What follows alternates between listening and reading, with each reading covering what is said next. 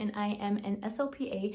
I make videos for SLPAs, and today I'm here to share with you all how, why, where you should be getting experience in your undergrad career to become an SLPA. I have been talking with my sister a lot who is attending college. When we talk about like getting experience and stuff, I really find myself emphasizing the importance of getting this experience, right? For her to really know, is this what you want to do?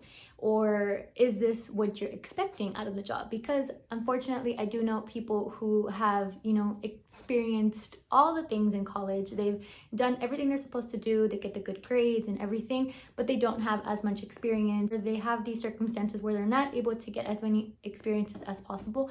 And then once they graduate, they're kind of lost, or they feel like this is not what I wanted. This is not what I expected from this job, or they end up very unhappy and they end up switching career. I'm making this video for you all to understand it's super important to be getting these experiences. Now, I was fortunate enough to live in Austin, Texas while I was getting my undergraduate degree in communication sciences and disorders. I definitely think the first step in seeking experience, seeing what's out there in your city, wherever you are, I think it's joining a student organization for your major. I think that's definitely key. In Texas, they do have NSHLA, which is a student organization that stands for National Student Speech, Language, and Hearing Association. And this organization is recognized by ASHA. So they push a lot of volunteer work. They push you to get volunteer hours. They push you to get observation hours. They give you a lot of information that will be helpful for your career. And it was through them that I found out about all of the experiences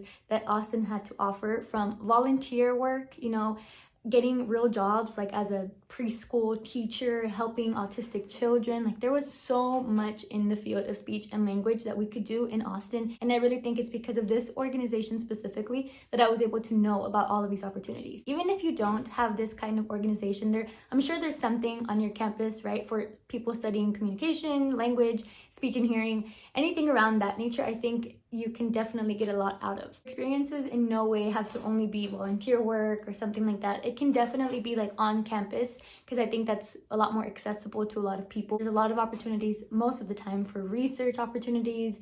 You can be helping out professors, you can help out graduate students, things like that. There's a lot more on campus than you may think. Also, if you're not ready for something specifically like in speech and language, you can even be like a reading and writing tutor, either for students on your campus or younger kids, for adults, if you can find that around you, because that will also help you in the long run.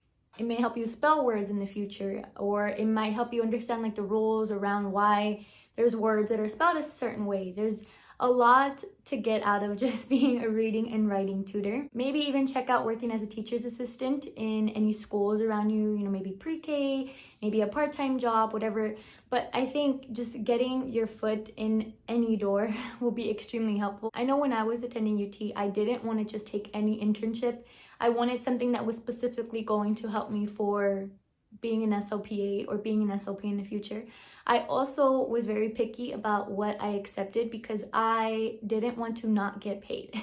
I also didn't want to make it a full-time job. So that's why I was trying to emphasize the NSHLA organization, because that is super helpful. And a lot of times they work or partner up with businesses around the school that will seek students already, so they're not looking for someone who's going to be dedicating full-time 40 hours a week. When they understand you're a student, a lot of times businesses and companies and stuff will accept the fact that you're only going to be there for a certain amount of hours, or you're going to be working there part-time.